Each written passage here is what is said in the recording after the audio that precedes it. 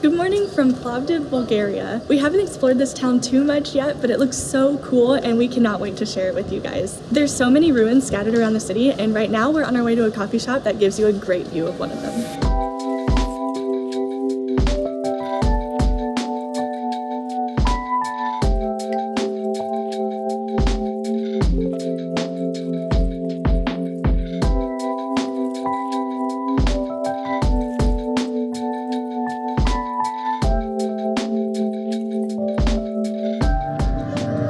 I think this is definitely one of the coolest views we've had for breakfast.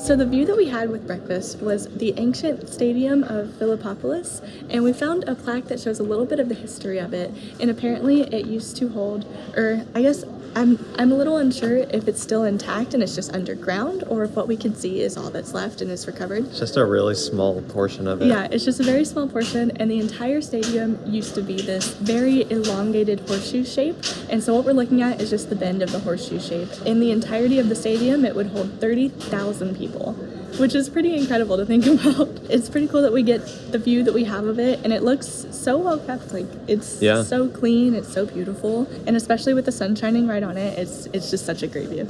Yeah, now we get to walk through the entrance tunnel to it. I don't know why I was expecting this to be more of a museum type thing, but it's really just the tunnel that takes you right out to the cafe that we were just at. But it's still really cool to walk under. These rocks over here, they have like inscriptions on them, and they're original pieces from the stadium. They're so smooth and perfect looking. It just looks like they're recreations. It doesn't even look real. Like, this is just so well preserved. It's really cool. The neighborhood that we're staying in, and where all of these Roman ruins and that cool cafe was, is called Kapana, which translates to the trap. And it's partially called that because it's such a cool place to hang out, and there's just so many things to do here that you can really just get trapped for hours.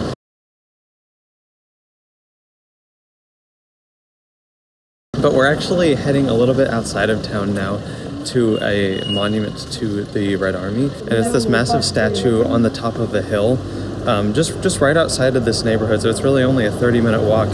But I think it'll be really cool. There will be a lot of panoramic views of the city, but also just some really interesting history that we'll get to learn and talk about.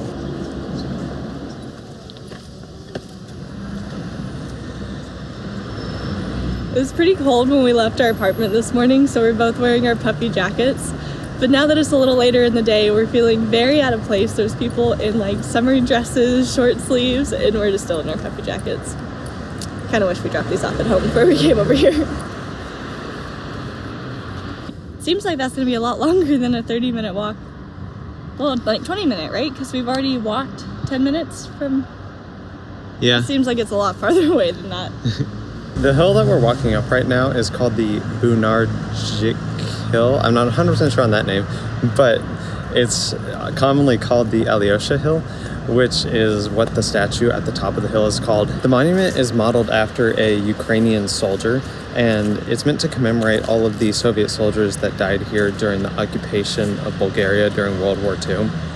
It was built in the 50s, and ever since the fall of the Soviet Union in 1989, this has been a pretty controversial piece, it seems. There's been some defacement over the years, but it's actually currently protected, and so it's not going anywhere for a while. And it is a really, really cool monument to see because it's pretty much visible from a lot of the town. It's just towering over the town on the top of this hill.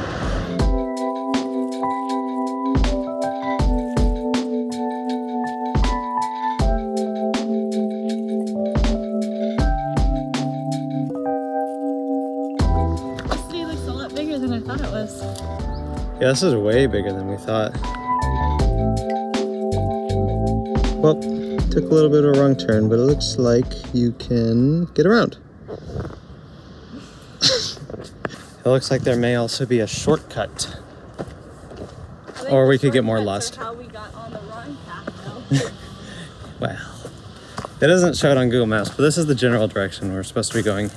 We're really good at finding a way to get lost even on the simplest paths. Oh, what is this? So I don't think this is where we're trying to go, but we did make it to this cool looking building. Wow.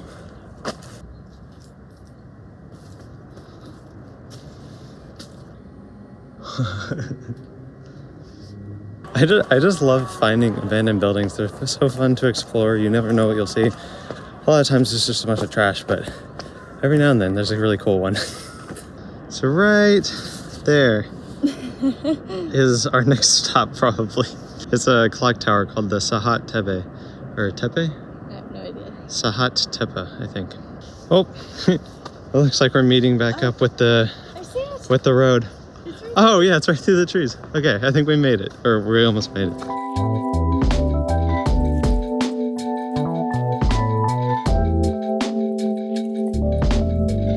Ruskiskago Imperatora, Alexandra II. The monument to Alexander II, it seems. I don't know what it is, but trying to pronounce words with the Cyrillic alphabet and just learning a few words in Bulgarian here and there is just infinitely satisfying to me. It's just so fun to see something that looks completely foreign and then to be able to sound it out. And then a lot of times it ends up being a word that's very similar to English. So that's just always a really satisfying ending to it.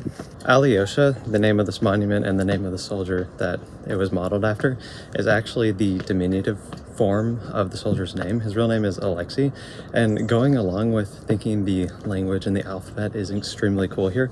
That's one of the things I really want to understand more, is it seems like Russian, Ukrainian, and maybe Bulgarian and other cultures around here, they seem to use diminutives of names a lot, and like going from Alexei to Alyosha doesn't seem to be direct, and I'm just very, very curious where that comes from and something that I want to understand a lot more about this culture.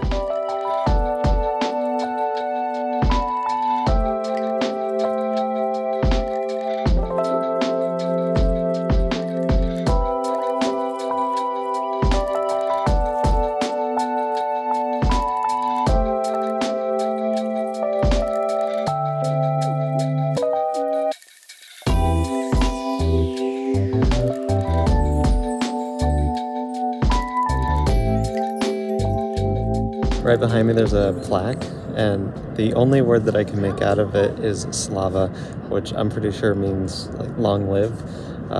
But other than that, it's super, super faded, so I really have no idea what it says, and that's really disappointing. But this thing is just massive. From the monument back there, we were able to see the clock tower, and it seemed like it was pretty far away, but it's actually not that far of a walk, so we're heading there now. So close. I know. Wait, what? It kind of looks smaller here than it did from the top of the monument. Yeah, this hill is way smaller than we were expecting from the monument. So the original version of this clock was actually built back in the 16th century, and it was made completely out of wood. But that kind of inevitably burned down and it was rebuilt. Something crazy about the rebuilt version though is that the gearing mechanisms inside it were specially built for this. And in order to keep them working, they actually had to be reset a couple times a week. And like, this doesn't seem like it'd be that bad, but each of the clock hands are over 100 pounds each. So it's actually a huge task to get this the clock reset. To me, it kind of looks like it's in the Ottoman style, which would make sense given the time period that it was built. But it was it's supposed to be modeled after lighthouses, apparently.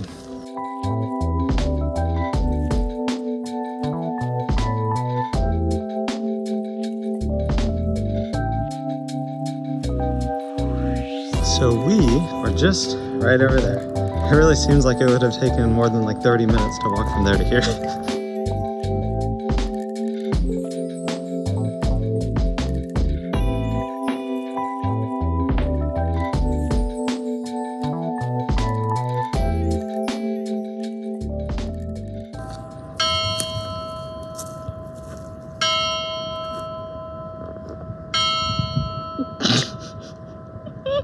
I was really expecting that to be louder. I don't know why. Why'd you do that? What was, you throw a rock in my head? A hard berry. Thanks, husband. I love you too. I love you too. Marshall, you said this was made to look like a lighthouse? Yes. I think they did a pretty good job. Yes. I think it looks like a lighthouse. Well, we've had so much fun exploring this town today. Hopefully we'll be able to get out and see it again tomorrow, and we'll be more in the town and less hiking if we do that. But if not, we'll see you at our next stop, which is Istanbul.